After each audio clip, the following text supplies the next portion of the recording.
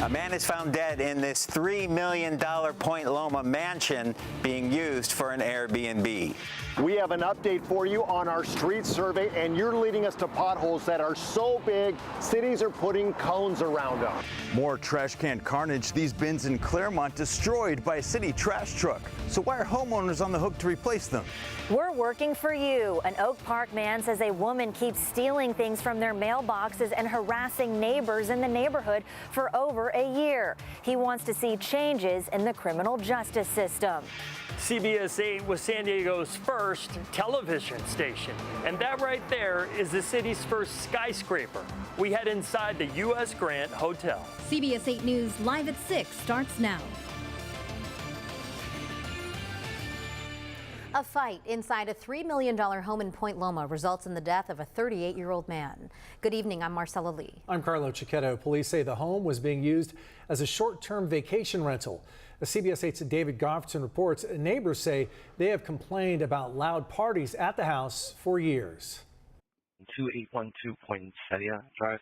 The RP is the one that placed the male in a chokehold to control him, and now he's having labored breathing. The 911 call came in to police just after 2 a.m. Monday from this $3 million mansion in Point Loma. A group of tourists inside the house was being used as a short-term vacation rental. There's a total of 5 subjects there, including the RP and the victim. Police say a 38-year-old man was grabbed around the neck during a fight. He was taken to the hospital and declared dead.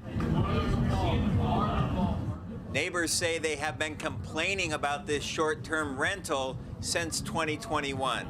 I'm used to hearing stuff at 2:30, sadly, from this house. It's pretty much a frat house. It's an Airbnb, and it sleeps 12. This time the group was older. They were pretty much just a bunch of older gentlemen, like late 30s, people just, loud, having drinking probably. Neighbor Chrissy asked that her last name not be used. City records show the house does have a valid short-term rental license and rents for close to $2,000 a night. Well, I feel like inevitably if you're constantly renting it out to partiers, something bad's going to happen. I was more concerned that somebody'd fly off the deck. Chrissy says the same owner runs another Airbnb right across the street. You're only supposed to have one in the city, and I know that for a fact that they own 3, but they put it in different LLC names. San Diego police say they questioned and released the person involved in the deadly altercation, a 44-year-old white male, pending further investigation. This is my forever home. This isn't why I bought this house. It will now be up to the medical examiner's office to determine the exact cause of death. They'll be doing blood tests, and sometimes those can take weeks to come back. In Point Loma, David Goffredson, CBS 8. Thank you, David. The property management company California Grand Properties emailed CBS 8 a statement expressing, quote, condolences to the family and friends of those affected by this recent tragedy. Embattled Chula Vista City Council member Andrea Cardenas is resigning. She reportedly sent a letter to colleagues today saying she needs to focus on her mental health. You may remember Cardenas and her brother are accused of numerous crimes connected to the government's Paycheck Protection Program. Prosecutors say the two took money meant to pay employees of their political consulting firm during the pandemic and used it for personal reasons instead, including her city council campaign. Cardenas and her brother have pleaded not guilty to the charges.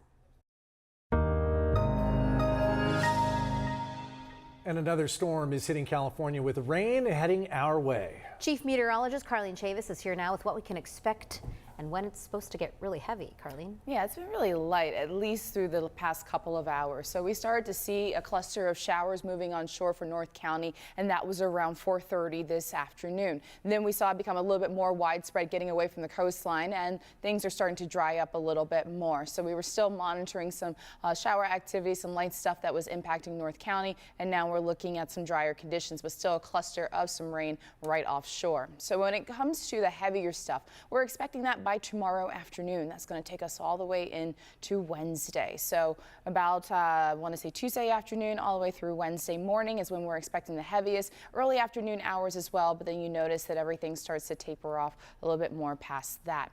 When we talk about the rain, we are talking about some heavy rainfall expected in some areas. And when it comes to some of those rainfall accumulations, we could see upwards of about 2 inches of that across portions of North County. So we will go ahead and take a look at all those details and the alerts that are also in effect for us here at home coming up. Carlo, Marcella. All right, Carlene, thanks. Well, nearly the entire population of California is under flood alerts tonight as another atmospheric river sits right on top of the coast. Southern California is already feeling the effects, as we just looked at. Santa Barbara and Ventura counties saw heavy rain and mudslides this morning. Los Angeles feeling it this afternoon. CBS 8's Jesse Pagan is keeping track of new video as it comes into our newsroom showing the storm's effects. Jesse. Yeah, guys, flooding is one of the biggest concerns here because of how saturated the ground already is. We've been talking about that for weeks at this point. Around 37 million people are under flood alerts, with the heaviest of the rain hitting us here in Southern California. Some areas are seeing evacuation warnings as crews are out trying to keep roads clear. Throughout Southern California, millions of people are bracing for another atmospheric river. Santa Barbara hit with inches of rain this morning, which is now making its way down from the higher elevations. 6 to 7 inches of rain up in the foothills at this point. So all that water has to come downstream, and it runs through Santa Barbara for, a lot of it. Officials say it was even too much for the airport, which had to close down. Carneros Creek, which is right near the airport, was overrun with water, and we've got a foot of standing water on the runway right now. In Ventura County, water rushed along Highway 33 near the foothills, where officials are worried about flash flooding and landslides. Crews diverted water into storm drains and away from roads. There's lots of hillsides, lots of falling rocks and trees, so the roads are very hazardous. Plus, there's some flooding in the lower lying areas. So again, we like to urge people to stay off the roads if they can. People driving through Santa Clarita on their commutes this morning dealt with steady rain and wet and slippery roads. It was a similar scene along highways in Los Angeles. In these pictures from Caltrans, you can see water rushing onto highways with cones and signs warning drivers. You can clearly see where that landslide happened. Now, neighborhoods like Beverly Crest are also now drenched again, 2 weeks after the last round of heavy rain caused landslides, dragging a home off its foundation and leaving cars totaled, full of mud. OMG, the bridge broke apart. And even in Rosarito, Mexico, high winds and surf brought a chunk of the Rosarito Pier down. The atmospheric river is coming our way, as Carlene has been talking about, with a flood watch starting tonight at 10. She, Evan, and Sean and the entire CBS 8 weather team are tracking it all for you. Carlo? Thanks, Jesse. And the city of San Diego is offering free sandbags at a couple of locations starting tomorrow. You can pick them up at the Encanto Recreation Center, Mountain View Community Center, or Southcrest Recreation Center. These are empty sandbags. You still have to fill them, and the sand is not provided on location. Don't forget, you can get the latest forecast and have weather alerts sent straight to your phone. Just download our free CBS 8 app or visit our website, cbs8.com. The recent rain is also having an impact on our roads across the county. Last week, we invited you to participate in our street survey to help us determine if there are any trends that we can report to city and county leaders. CBS 8's Steve Price is working for you with an update and a troubling discovery about filing claims for reimbursement. He joins us live now from Lemon Grove. Hi, Steve. Hey, Marcella, and so this pothole behind me is so big that you can see the city of Lemon Grove actually put a sign in it and then surrounded it by more than a dozen cones. Now, just down the road is Encanto, which is actually in the city of San Diego, and neighbors there tell me they have a lot of potholes and they're getting no help from the city.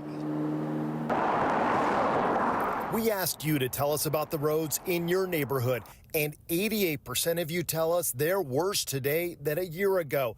Terrible, horrible, bad are the words we heard the most, with Claremont, Mira Mesa, and Rancho Penasquitos leading the way for the most complaints. They're brutal now. Tyler Kelpin lives in Encanto. We got multiple complaints from that area. Super frustrating. It's like we spent a lot of money on taxes, and our roads are still horrible.